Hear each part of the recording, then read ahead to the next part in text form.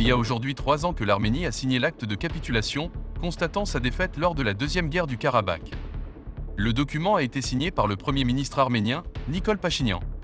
Ainsi, le 27 septembre 2020, la courageuse armée azerbaïdjanaise, sous la direction du commandant en chef suprême victorieux Ilham Aliyev, a lancé une contre-offensive pour la libération des terres occupées par l'Arménie depuis près de 30 ans. Des opérations de contre-offensive contre les provocations militaires de l'Arménie ont été lancées dans toutes les directions à cette époque. Pendant la guerre, l'armée azerbaïdjanaise a libéré ces terres de l'ennemi, village par village et ville par ville. L'ennemi, qui occupait les anciennes terres de l'Azerbaïdjan et expulsait de leurs terres ancestrales les Azerbaïdjanais qui y vivaient, a été détruit sur le champ de bataille. Les militants survivants ont été expulsés des terres azerbaïdjanaises. Chaque jour, de joyeuses nouvelles arrivaient du front, qui étaient rapportées à la population par le commandant en chef suprême, le président Ilham Aliyev. Les soldats azerbaïdjanais, qui remportaient chaque jour de nouvelles victoires, non seulement détruisaient les occupants arméniens et les chassaient des terres azerbaïdjanaises, mais commençaient également à utiliser le matériel militaire et les munitions saisies à l'ennemi comme butin contre les Arméniens eux-mêmes. L'héroïsme et la bravoure dont l'armée azerbaïdjanaise a fait preuve sur le champ de bataille ont ébranlé l'ennemi.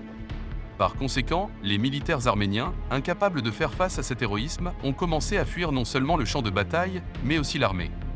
C'est pourquoi le nombre de fugitifs dans l'armée arménienne au cours de la deuxième guerre du Karabakh s'élevait à des dizaines de milliers.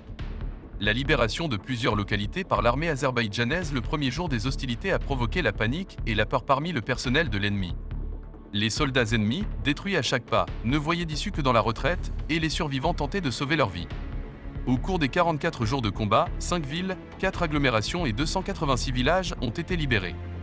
Ainsi, la ville de Djabraïl et 90 villages de la région, la ville de Fuzuli et 53 villages de la région, la ville de Zanguilan, les localités de Mandjivan, Agban, Bartaz et 52 villages de la région, la localité de Hadrout et 35 villages de la région de Kodjavan, 3 villages de la région de Tartar, la ville de Goubadli et 41 villages de la région, 9 villages de la région de Kodjali, la ville de Choucha, plusieurs villages de la région de Lachin, ainsi que plusieurs hauteurs stratégiques en direction d'Agdara et de Murovdag, et à Zanguilan les hauteurs de Bartaz, Sigirt, Chukurataz et 5 autres hauteurs non nommées ont été libérées. La libération de Choucha par l'armée azerbaïdjanaise le 8 novembre s'est traduite par une véritable défaite de l'ennemi. Voyant l'épuisement du personnel, de l'équipement militaire et des munitions, la direction politico-militaire arménienne s'est rendue compte de sa défaite et a accepté de signer un document de cessez-le-feu. Ainsi, la courageuse armée azerbaïdjanaise, sous la direction du commandant en chef suprême victorieux, le président Ilham Aliyev, a forcé l'Arménie à signer un acte de capitulation. Le 10 novembre, le président de l'Azerbaïdjan, Ilham Aliyev, le premier ministre arménien, Nikol Pachinian, et le président de la Russie, Vladimir Poutine, ont signé une déclaration sur la cessation complète du cessez-le-feu et de toutes les opérations militaires dans la zone de conflit. Cette déclaration met fin au conflit arméno-azerbaïdjanais du Karabakh. Selon la déclaration, les districts d'Agdam, de Kalbadjar et de Lachin ont été restitués pacifiquement à l'Azerbaïdjan. Initialement, la déclaration devait être signée par les présidents des 3 pays par vidéoconférence.